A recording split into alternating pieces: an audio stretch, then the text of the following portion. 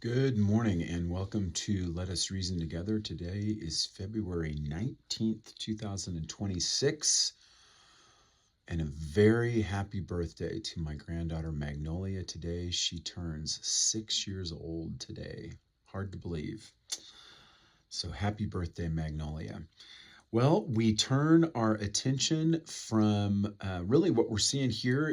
We're going to be in Ephesians chapter 6, verses 10 through 13 this morning. Paul is really kind of reaching the apex, the climax of his letter. And let me just go ahead and read, beginning in Ephesians 6, verse 10. Finally, be strong in the Lord and in the strength of his might. Put on the full armor of God so that you will be able to stand firm against the schemes of the devil. For our struggle is not against flesh and blood, but against the rulers, against the powers, against the worldly forces of this darkness, against the spiritual forces of wickedness in the heavenly places. Therefore, take up the full armor of God so that you will be able to resist in the evil day, and having done everything, to stand firm. Well, Paul, after unfolding the riches of salvation, after explaining the unity of the church, after shaping the Christian household, he ends with a call to battle. The Christian life is not a playground, it is a battlefield. He starts out with our source of strength. He says, finally, be strong in the Lord and the strength of his might in verse 10. Notice carefully, Paul does not say, be strong in yourself. The command is passive in force. Be strengthened. Our strength is derived, not generated. This reminds us of total dependence. We are totally dependent. Left to ourselves, we are no match for spiritual opposition. Our sufficiency is in union with Christ. The same power that raised Christ from the dead, we saw that in Ephesians chapter 1, verses 19 through 20, is the power that is available to believers. Spiritual warfare begins not with confidence in self, but confidence in the Lord Jesus Christ. And then Paul talks about in verse 11, the necessity of armor. Put on the full armor of God. The armor belongs to God. It is his provision. We do not design our own defenses. We do not fight with worldly weapons. Paul says full armor, not partial.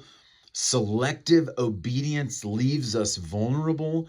Now, why is it necessary? So that you will be able, he says, to stand firm against the schemes of the devil. The devil is real. Satan is real. His schemes are calculated, deceptive, and strategic. He tempts, he accuses, he deceives, and he does not fight fair. So Paul says in verse 12, he talks about the nature of the battle. For our struggle is not against flesh and blood. This corrects our perspective. Our ultimate enemy is not political opponents, not cultural trends, not difficult people. Behind visible conflict lies invisible spiritual warfare. Paul lists ranks of demonic opposition here: rulers, powers, world forces of darkness. The language indicates organization and influence. This is not superstition, it's sober theology. There is a real spiritual realm actively opposed to God's purposes. Yet we must remember, Satan is not sovereign. He is a defeated foe under Christ's authority. And so in verse 13, Paul gives us this call to stand. Therefore, take up the full armor of God. He repeats himself for emphasis. The goal is not advance here, but endurance, so that you will be able to resist, he says, in the evil day. There are seasons in our lives of intensified testing, moments when temptation presses hard, when discouragement deepens. And what is the command? Having done everything, to stand firm. Stand. Don't retreat, not compromise, not surrender. Stand grounded in gospel truth. Victory in this passage is faithfulness. So notice something crucial. Paul does not call believers to defeat Satan. Christ has already done that. At the cross, Jesus disarmed the rulers and authorities. It tells us that in Colossians 2:15. We do not fight for victory. We fight from victory. The armor that we're going to examine here in the next few verses, truth, righteousness, faith, salvation, all flow from Jesus Christ himself. Spiritual warfare is not dramatic spectacle. It is daily perseverance in the gospel. So ask yourself this morning, where am I tempted to rely on my own strength? Do I recognize the spiritual nature of the battle? Am I actively putting on what God has provided?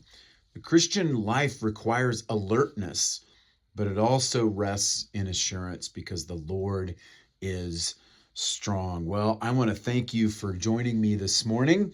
I pray that this has been a blessing for you. If it has, hit that like button, hit that subscribe button on YouTube, and share this far and wide. Well, I pray that you have a great day, and we'll see you next time.